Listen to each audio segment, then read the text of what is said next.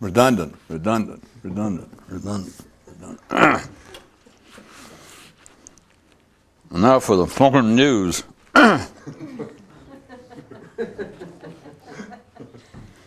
Everyone has a home address, a physical piece of property on which they permanently reside. And on this property are two houses, one in which they are raised and which seems most natural and attractive to them, with the other remaining mostly an unexplored possibility. A certain man mused, if we define death as the acceptance of the inevitable, then what should be our definition of living?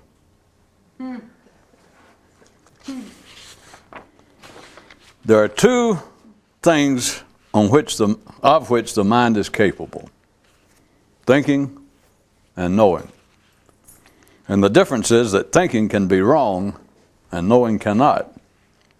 And while thinking is the door to knowing, knowing is not thinking. Also, when you know something, there's nothing more to think about it. And finally, thinking is a type of agitated obsession, while knowing is a calm certainty. One man says that what he finds most annoying from other people is them, just in the mechanical flow of social conversation, asking him how he's doing. He says upon becoming aware of this, he finds it highly suspicious and deserving of further scrutiny. And as he walked away, you could hear him repeating to himself, how am I doing? How am I doing? How am I doing? How am I doing? With consciousness, you can either be in the thinking mode, which is automatic and operates without your attention, or in the knowing mode, which you know that you're in and which requires your intention and continuing attention. One man found a totally unexpected treasure, and upon closer examination discovered it to be in two parts, one of which, though, somehow seemed very familiar. So there it was, both entirely new and yet partially old. What a curious find. More distinctions. Thinking is a question. Knowing is the answer. Thinking is calculation. Knowing is the sum. Thinking is always challenged by other thinking. Knowing has no opposition. And while thinking is a journey, knowing is the destination. More precise demographics. Within humanity, there are the ordinary, the vast majority of men, and there are the few, those interested in individual internal change. And then there are the fewest of the few, those actually trying to effect change. Thus it be, and thus has it always been. Thinking, knowing, and human relationships. If you think about people rather than know them, it's impossible not to get mentally entangled with them. For a while, one man accepted his repetitive mental ramblings to be continuing restatements of his position. Then began having questions regarding the nature of positions which needed to be repeated 11 million times. Plus, realized the positions weren't his anyway. As he pondered the world of thinking, a man mused, if it takes two to have a fight, then surely it must take two to make peace.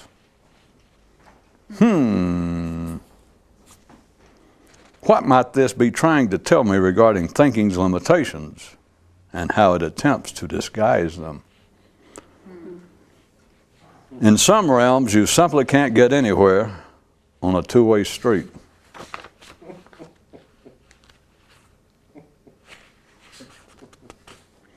To celebrate his bar the mitzvah from the door day, the father told the son, if you don't want to lie, don't talk. Then later, to help confirm his confirmation, added, understanding, of course, that lying is only of consequence to oneself. A man long involved in the struggle once said, it seems we knock at a locked door, and methinks the secret is in realizing that our thinking is the door, and behind it lies nothing. Then the only question is, why was it locked to begin with? Or will we eventually see we were mistaken in believing that it was? All in all, a strange affair, and I assume as always that the secret is in knowing what's going on. Unique in this universe is a substance in the human nervous system whose overflow, in part, runs off uphill. Yeah. Are we by any chance here talking about the apparent passions of the mind? Very good, sir. Very good indeed. If you don't think metaphorically, then thinking's not really ever going to do you much good. Am I or am I not the master of understatement?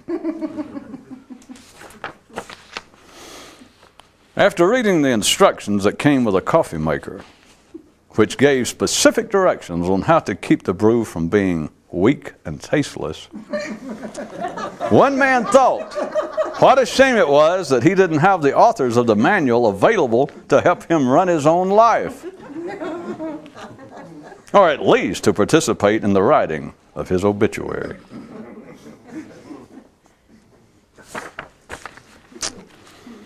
As he began to see it play itself out in his awareness, one man started to picture thinking as a form of adhesive and knowing as the solvent.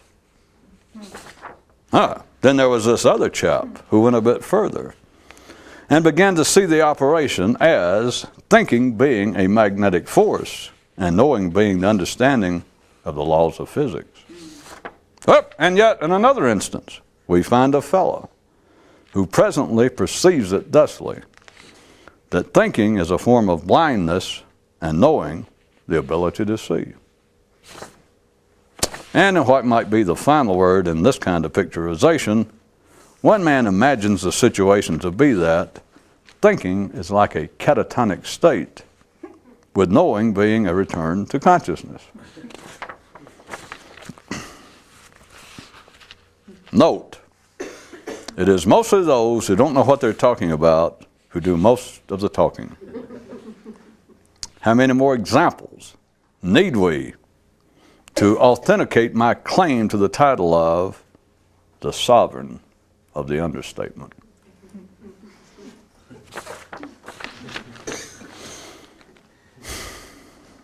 Would you care for another plain example of how thinking operates? Consider the many mystical treatises of past authors, 20 pages and less, with contemporary introductions and translators' prefaces in the 200-page range.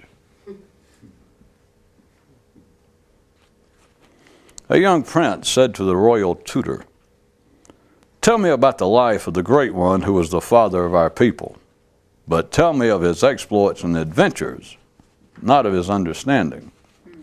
And thus did the heir apparent reveal himself to be a true child of his line. Look away, look away, look far away. Look away is the nature of the mind. If you have a point you feel you must prove, you don't have a point worth proving.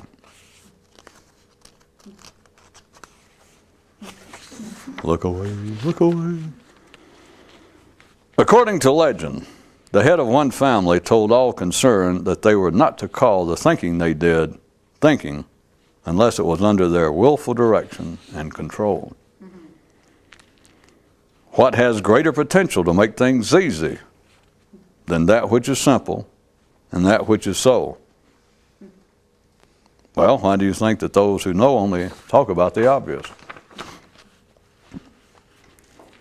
The real secret is the secret itself, and thus the word secret conveys no useful information and must be realized as metaphorical. As he opened a can, a man noted that the reason he liked artificially sweetened imitation root beer is that it has no sugar, no roots, and no beer.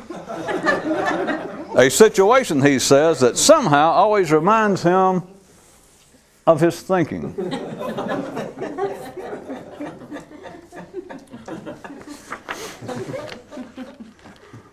The title of this next song is The Past, or Mama, Mama, Won't You Talk to My Mind for Me? Just because you have luggage in the closet is no reason you must talk about it and drag it out to show to visitors. Mama, Mama. One attribute of a more conscious man is that he mostly ignores things, understanding that the things referred to are mental. Another characteristic is that he is primarily without passion, that is, non-physically speaking. One man's concept of it: my name is not my name till I prefer it be. Intelligence comes not from thinking, but from knowing. The mystic's ultimate, heartbreaking, ball-busting, up against the wall lament.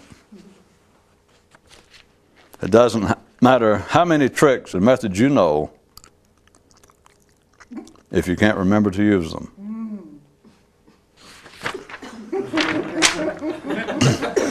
Jesus. The beauty of thinking is in its complexity and conflicting diversity.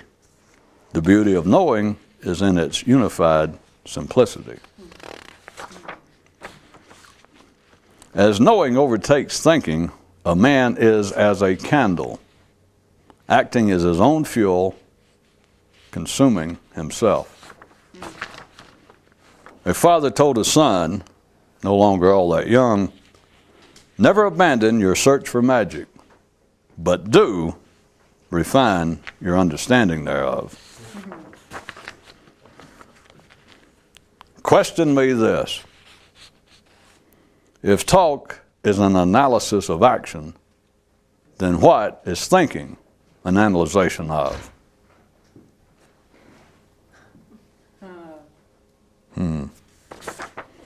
More regarding home. It's easier to stay at the place where you normally stay than it is anywhere new. To be truly religious and spiritual, you must know what you're doing, not be merely thinking about it. Thinking is just thinking, but knowing is an experience. Another view of how life is, but in terms too large to be taken in with just one or two eyes. While some things are good enough for some people, everything is good enough for everybody.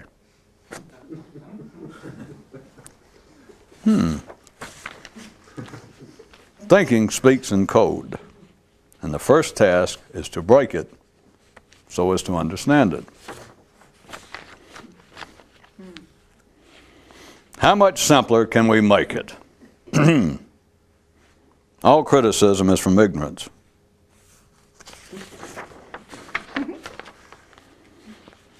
And still another difference. Consciousness is controlled by thinking, but through knowing one is conscious. In recognition of his other end circumcision, one father said to the son, remember, if it can squeak, it can be oiled. But Just because you can oil it doesn't necessarily mean that it will stop squeaking.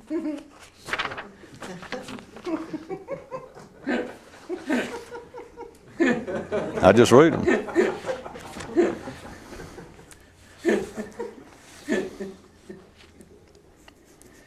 With those who undertake this path, it is most common that they initially think, it feels right, but seems too complex to ever understand. Coming later to, it is right, and could not be clearer. While thinking is endless speculation, knowing is knowing. To take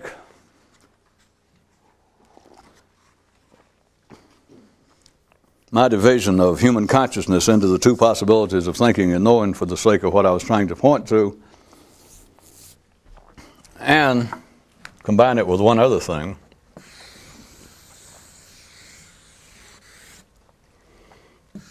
If this is human consciousness, and we have it divided up into the possibility of thinking and of knowing, and that you consider that consciousness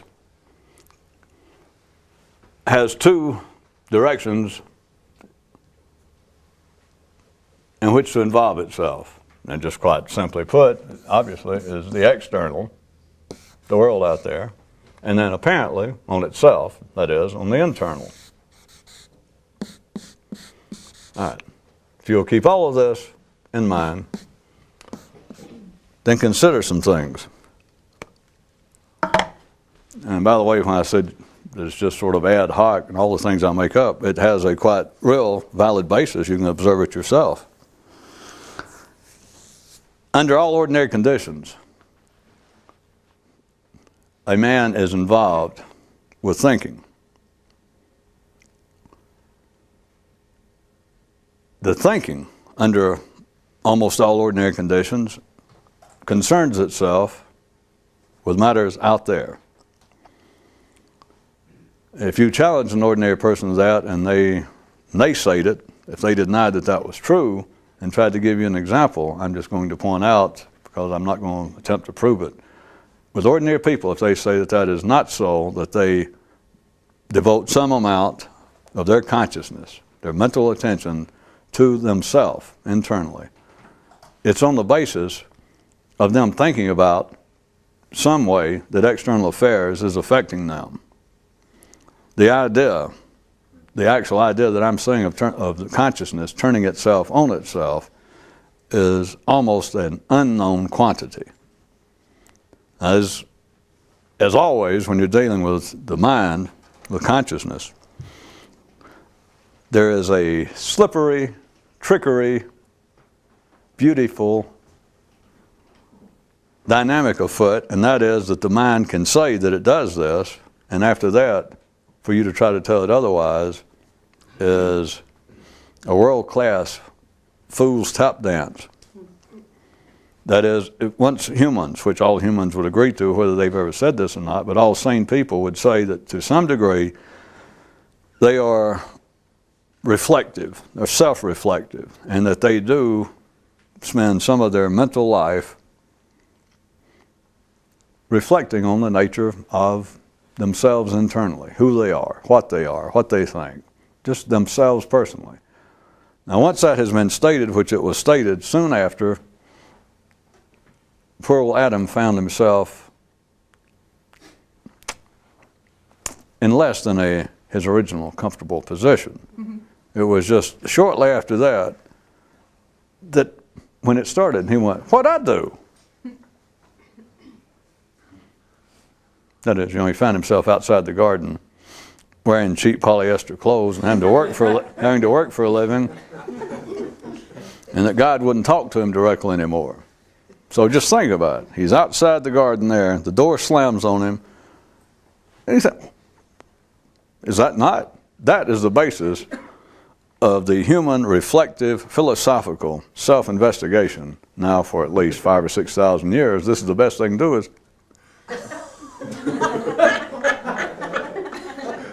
but notice, even using my example, The only reason, notice this, I'm giving you, I didn't mean to actually get into real history of man, but since we're here, that was the origins of self-reflection. It was right there. But notice, at the same time, as soon as Adam found himself out there and realized that he had stepped in serious shit, that he had blown the whole, of course he didn't know he'd blown it because he didn't know what a good deal it was until suddenly he's out in the cold. And life is not speaking to him directly, and he's all kinds of troubles. Well, having to work for a living's enough.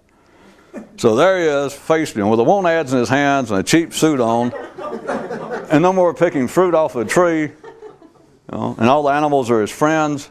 He realizes, I have made a serious, and he goes, what'd I do? Right there was the beginning of so-called self-reflection, philosophical reflection, musing on the nature of oneself. But notice this. What caused him to go, what'd I do? External circumstance. So even that, you understand, that was the beginning of men saying that they are self-reflective. And as always, once the mind has said something, it cannot be disproven. It cannot, because if it says it, it's true. It doesn't mean that it's true in some objective way, but it's true that the mind said it. And if you go back to the mind and say, well, that's not true, the mind goes, what'd I just say? And you go, yeah, but it's not true. And it goes, what part of the sentence didn't you understand? I'm speaking your language. You go, yeah, but it's not true. And the mind goes, how many times am I going to have to tell you? You want me to repeat it again? You go, no, I heard you, but it's not true. The mind just dismisses it. So there it was, the beginning of men believing that they are self-reflective, whereas they're not. And I'm just showing you that even the basis of it, the origins of it, were misplaced because Adam was not staying outside, even though he did this like what I do. Everybody knew what I meant. You know what that means. It doesn't mean literally, what did I do? No Adam, no ordinary man would want God or somebody could tell him the truth, say, okay, I'll tell you. They don't know that. When they're saying what I do, what they're saying is, how the hell I get out of this? How can I undo? What the hell are you people doing to me? But he didn't want to hear the voice of God, the voice of life say, well, all right, now if you're going to ask that, I'll be glad to tell you what you did. You know damn well. Nobody wants to hear that, especially Adam. Think what a hard time, by the way, he had. Nowadays, nobody blinks an eye when you blame circumstances on your distress. But think back then, Adam was the circumstance. Well, him and Eve, of course, that always makes the story better. They always blame the woman. Or at least but just imagine, you got 6 billion other people to blame. No. I mean, there's so many people now, you don't even have to be specific. It's just kind of a vague, well, you know how life is. You know how people will treat you. And yeah. Well, if you got to be real specific, you go, well, you know how bankers will treat you. You know how stockbrokers will treat you. You know how attorneys, you know how tall people, you know how foreigners will treat you. It's just anywhere. And everybody goes, yeah. But how about when you're just standing there? It was you and one other person. And then life. And life is just laid a heavy trip on you, and you're outside there in the cold going, what'd I do? Who are you going to blame? So give Adam some credit. The first mind on the planet, and it immediately was able to weasel out of having to look at itself. But notice the way it got out of having to look at itself was to turn it back out there, like to God, or he just spoke to the planet. Or maybe he turned to Eve. He went, what'd I do? You understand? That's not a question. That is a rhetorical attempt. Well, it's not an attempt, it worked, of exculpation. I'm not guilty. That's all what I do mean. People don't go in, like people don't go to a psychiatrist today. It's not just religious.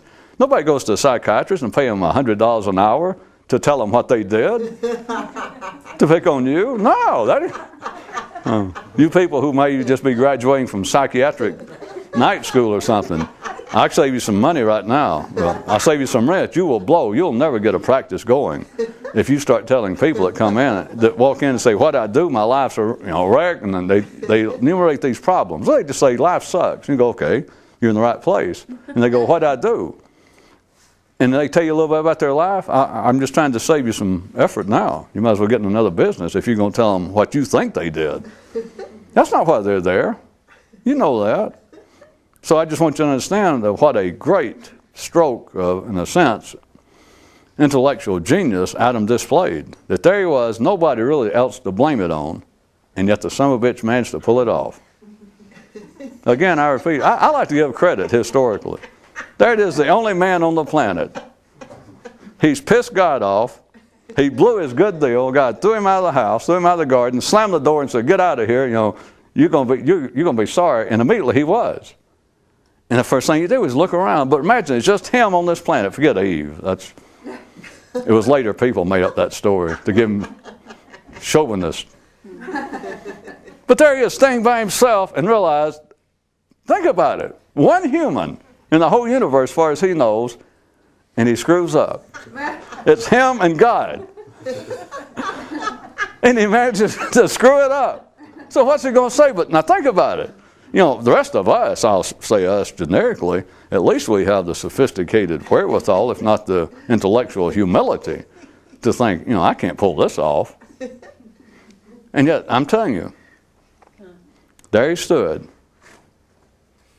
by himself, and he goes, what'd I do? Which, again, I repeat, you understand, was not a question. It was not an inquiry as to a personal judgment by God or anyone else. It was a rhetorical attempt to escape the blame. But think about it. It's only him and God. And he goes, what'd I do? That was the beginning of so-called human intelligence. It's breathtaking that he was able to do that. It's kind of choking that after 6,000 years, the humans are still riding his coattails, as they say in politics. I mean, it's pretty shoddy now, but at least I just wanted to stop and give credit to Adam. That the original one wasn't bad. I mean, that wasn't bad for a man to stand there by himself, naked on this planet, and nobody else around, nobody in existence, and him lay the blame on somebody else, which is what I do. That's what it is. He laid the blame on somebody else, and there was no somebody else. But he did it.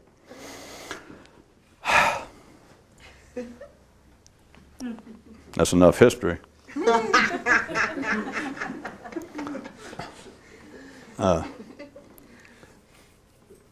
There is I'm suggesting, presenting to you, that there is a way to use consciousness, divided up into thinking and knowing. You can see it yourself in the 8 or 10 or 15 examples, the distinctions I drew in the news items tonight between thinking and knowing, that if you consider all of that and then throw in something of your own, not just taking what I said as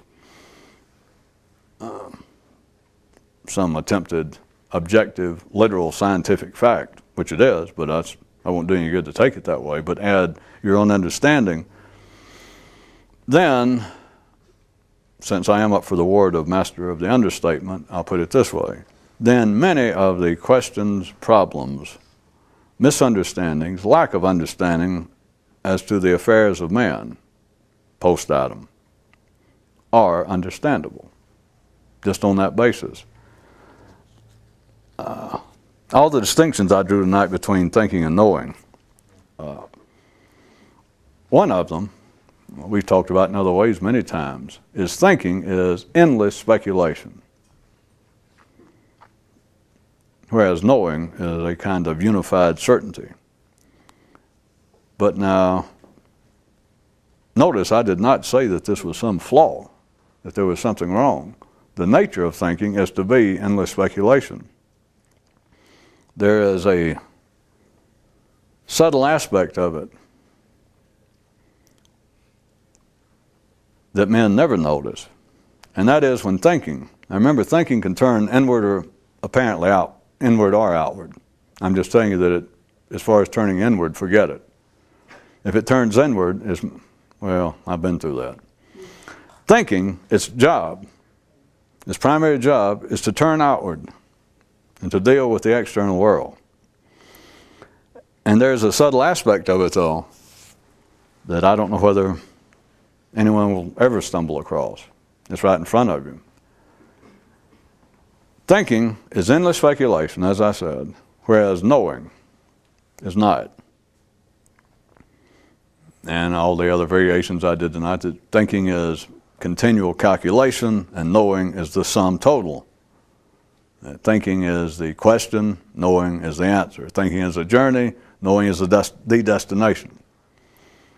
So I assume by those kind of metaphors and similes, you at least get the gist of what I intend.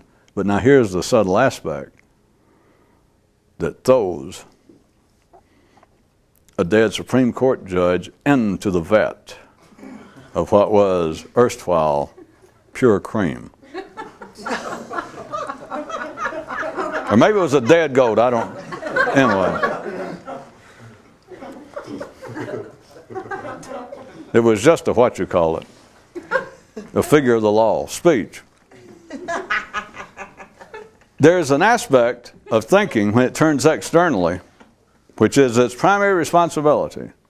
If thinking never turns internally, which I suggested to you that it hardly ever does in my understated way, or it never does, according to how strong you are, turning to the external world is its natural responsibility. But there is a subtle aspect of what it can do externally that keeps it from realizing its lack of ability, its lack of even participation, but specifically its lack of useful ability if it were turned internally. And it is this, that turned externally, thinking can apparently reach some exact results.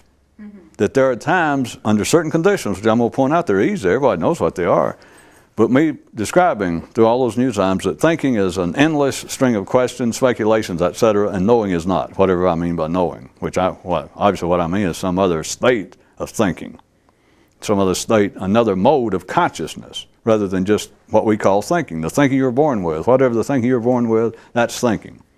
It's not just your thinking. It may seem like you're thinking, and yours seems different from the person next to you, but it's all just thinking. There is an aspect of thinking, normally referred to as science, which is all man-made, remember. The laws of science do not exist. Men made them up, same way as mathematics do not exist. The things we count, if we're going to count apples, money, if it's actual physical gold pieces, they're there, but everyone understands, if you think about it a second, that it doesn't exist. It's all inventions of thinking. But there are certain inventions of thinking specifically referred to as science, wherein there are known, exact, predictable conclusions. That is, 2 and 2 is 4. And thinking enjoys that. Not so fast there, Bunky. Some thinking enjoys that. Some thinking does not. There has been historically a struggle going on this planet, a mental struggle, a struggle within the realm of consciousness. It's normally couched in the terms of the religious versus the scientific. But I'm going to tell you what it is. Well, you all know the manifestations of it, such as now, time we're taping this, there is, again in the United States specifically, a recurrence of the battle in public education as to whether the scientific-based Darwinian idea of evolution and creation and the cosmologist notion of the Big Bang, etc. But whether all of this, the creation and the evolution, should be taught as fact, or whether indeed the religiously inclined people do not have a right to have the alternative of creationism, as they call it. They now have made it sound as though it's a competing science. Well, you understand the reason they do it, but you know what it is? Forget religion, forget God, forget Darwin, forget biological evolution. I'm going to tell you the basis of it, and it has always been there, is that some thinking, that is some people's thinking, if you want to put it that way, but it's one aspect of the thinking life does through man. There have always been, I'll have to go make it easier to talk about, go ahead and put it in personal heads.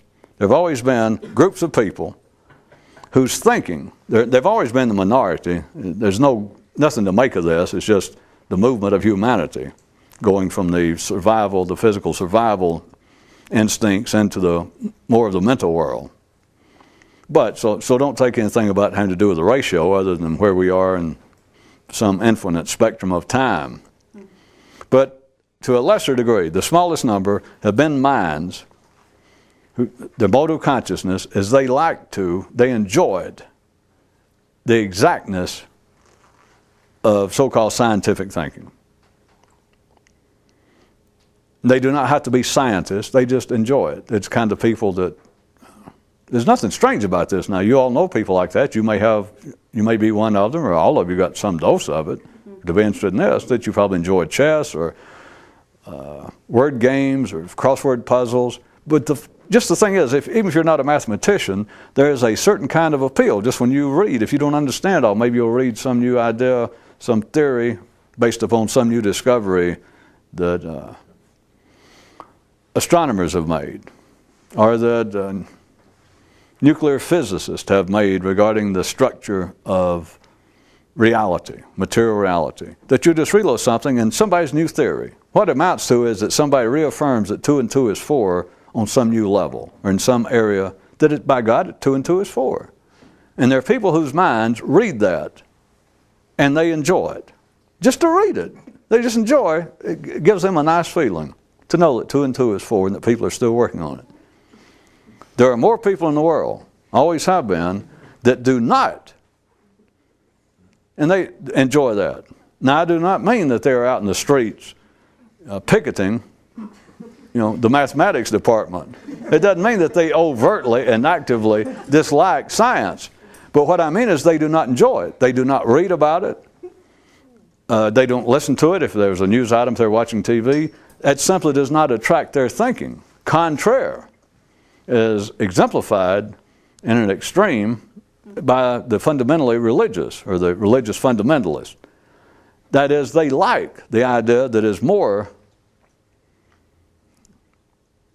native to thinking, not knowing, but to thinking, and that is that 2 and 2, God knows what it is. Which, is that not the name of religion? Is that not the name of all beliefs as opposed to science? Again, they don't sit around, as you know, in your own mind. They do not sit around and think, boy, I sure do enjoy thinking that doesn't seem to get anywhere. We all know that that is not the way it happens. But this is one of the areas I assume, it sounds as though I'm doing pretty good tonight, or we all are. You simply understand what I'm doing, and not because you should have. Anybody can listen to me talk for any length of time. You've got both abilities in you. It's just whether you can jump back and forth, and I pick out the right examples, because I know you can do it. And I assume from the sound of it that most of you have, and those of you that might be watching or seeing this later, hearing this, it's simply that there are people on the planet, always have been, that are attracted to that thinking. Remember, we're still talking about thinking, but thinking which seems to be exact and come to predictable conclusions, but it's always, notice this now notice, it is always regarding the external world, never turned internally. Remember, we're talking about two different things.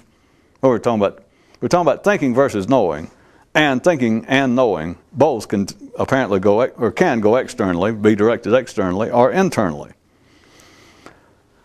There are some minds that their mode of consciousness is thinking. And the thinking they most enjoy, the thinking that they're most comfortable with, the thinking that in fact gives them pleasure if they notice it, is thinking, which seems to be exact and predictably conclusive, such as 2 and 2 is 4. The whole world of science. They're in the minority. Again, that doesn't matter.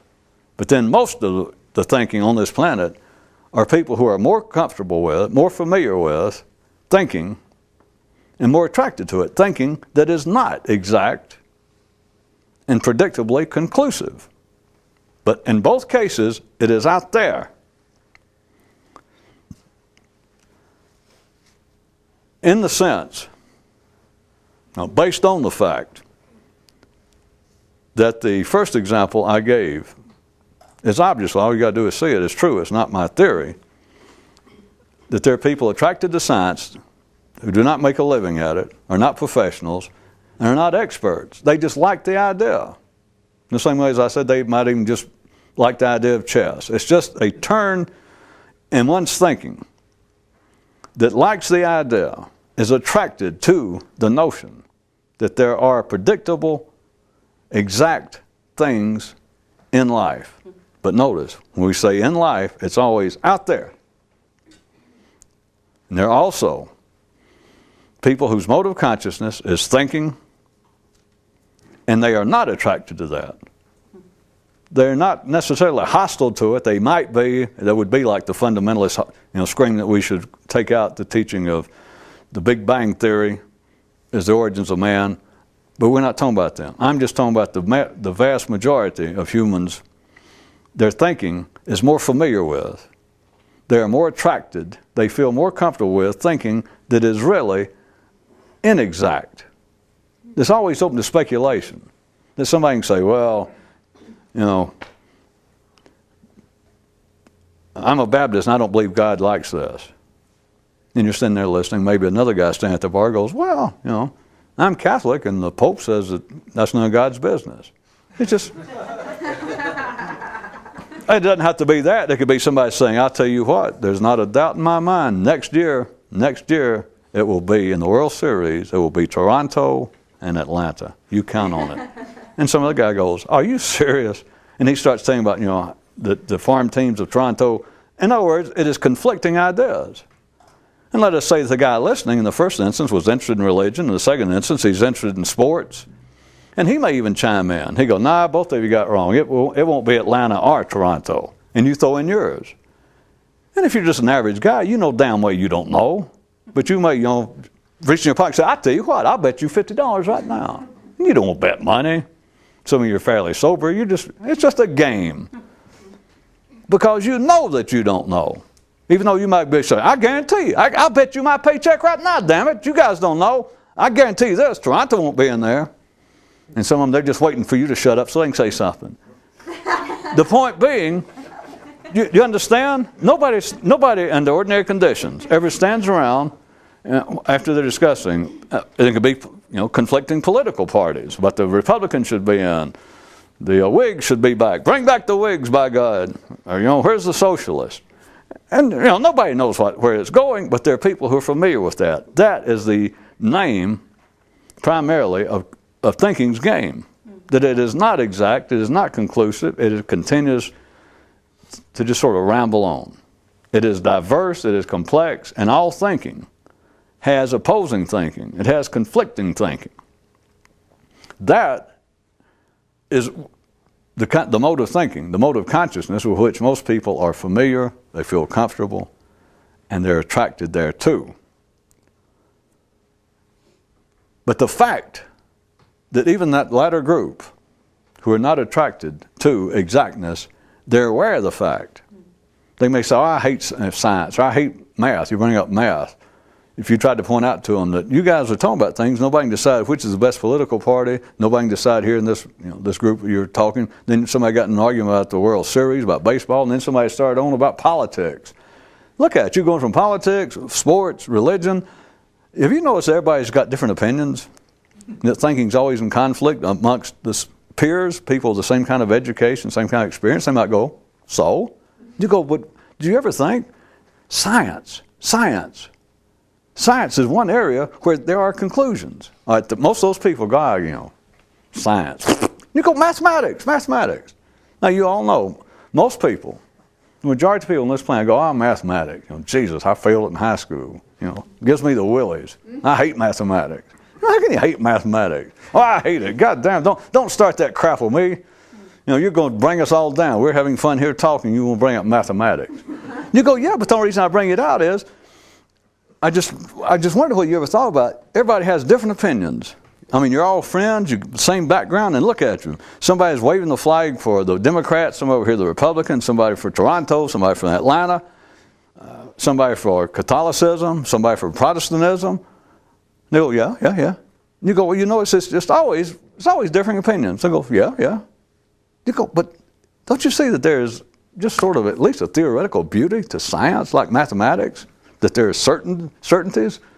There is no conflict in mathematics. There's not two schools of thought that 2 and 2 is 4, and then an equally valid school that says, oh no, 2 and 2 is 5.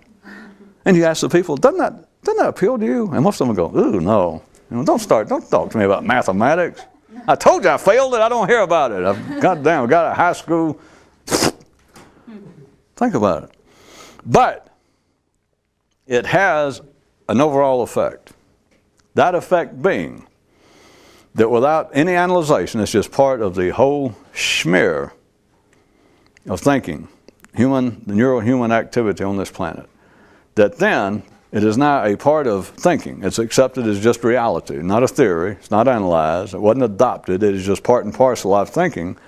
That since, make it simple, that people know that there is an exactness possible, such as in mathematics, in the external world, then when men start turning it and saying that they're turning it on the internal world, like psychological self-reflection, trying to explain not just human behavior, but the motivations, what's internally.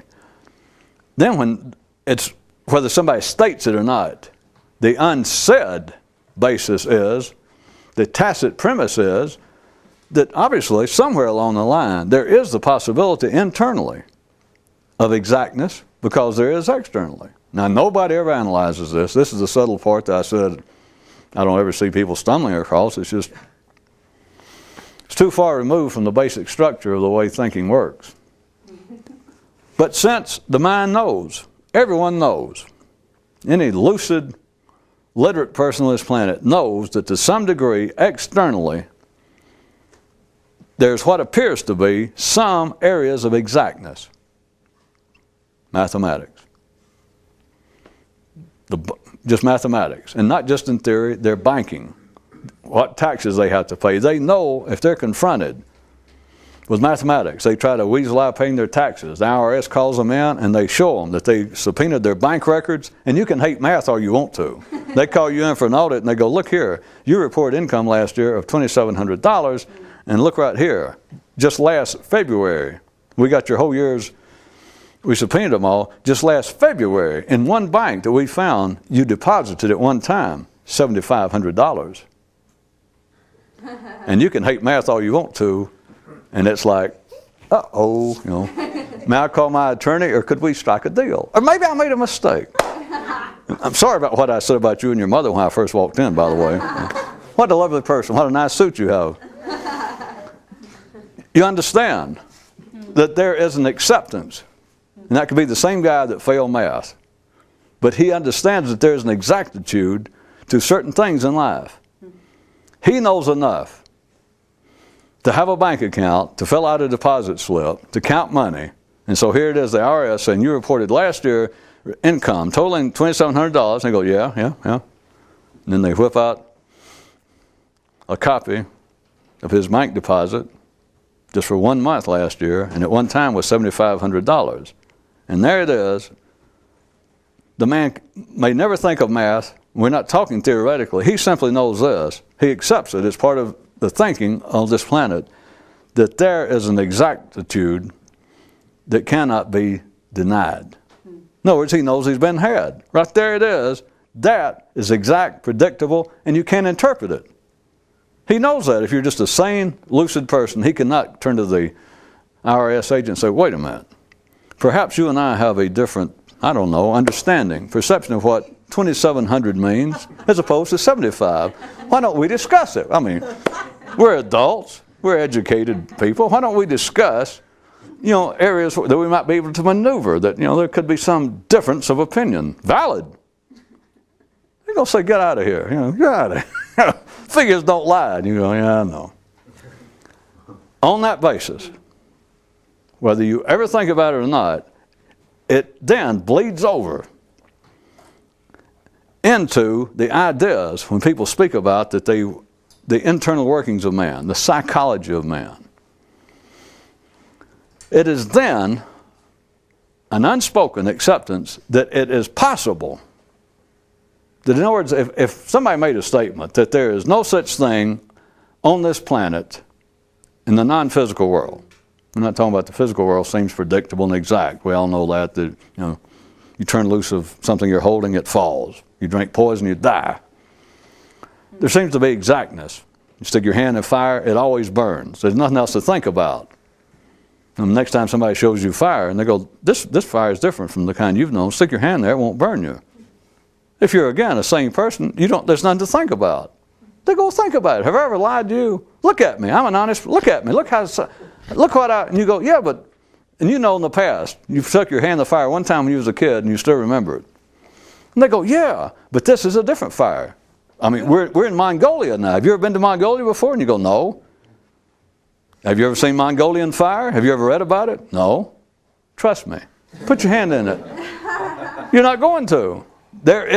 You take that as an exactness through experience, not just theory. But again, if someone begins to speak on the basis that we're going to describe the internal workings of man, the psychology of man, it is accepted. Just goes without saying that it is possible to be exact. Maybe this person is not going to be exact. Some very sophisticated person or peoples on this planet might say that thus far there is no collective, systematic exactness yet. In other words, that there is no true science of psychology in the sense of not behavior but of the workings of the mind. They might say we have yet to have it, but note this, they would find you less than lucid and civilized if you said it'll never happen. They would say contraire. We may not be there, but it's just that they take it as a done deal. That is the basis that it is possible to be exact internally. And if I say, well, you got no basis for that. And if they went, no, then I could jump in and do what I've done with you. I could go, okay, I'll give you a break. And I could go through that little bit I did about mathematics and science and say, you see, there is some exactness possible on this planet. And they go, well, thank you. And then they turn to me and say, all right, I'll disprove it.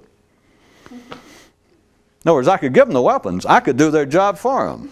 That after I said there's no possibility on this planet, there is no such creature, there is no such entity, there is no such thing as exactness in the non-physical world.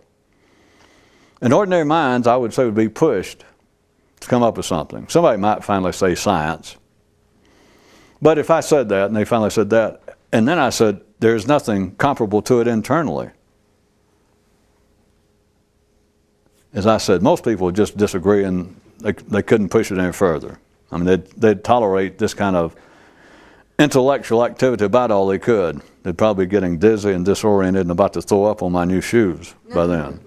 But if they could hold on to the thought for a few seconds, let's just say it was the kind of person that when I challenged them that there was no such thing as exactness on this planet, predictable conclusiveness, and they thought about it, and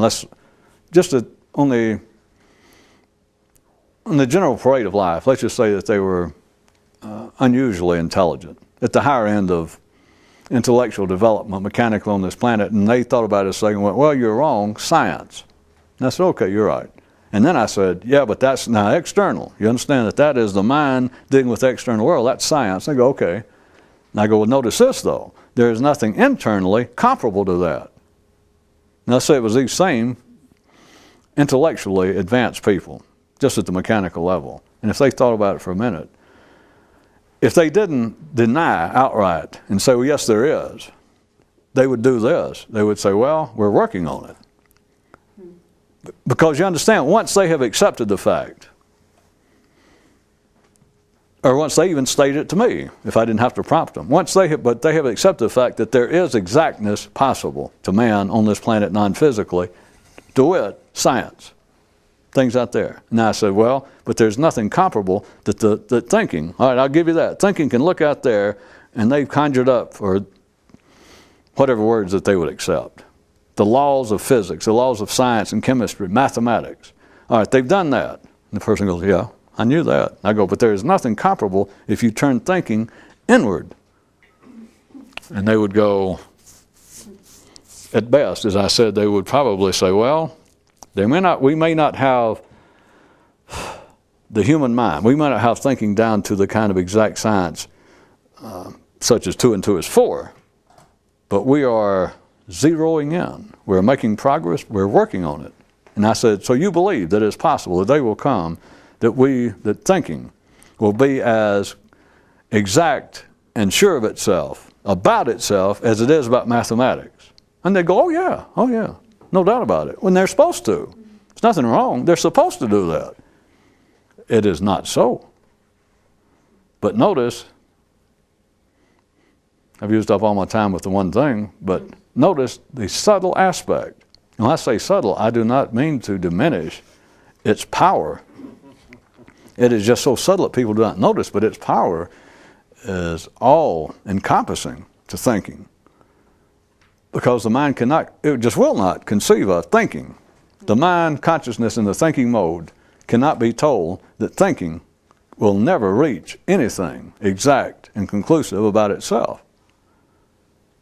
Because as far as thinking goes, if it was really pushed and thought about it with my help, it can use the external world, some of its concepts, scientific, or even, like I said, non-scientific, experiential, that there's some things exact to a man an illiterate man even, who doesn't know nothing about mathematics or science.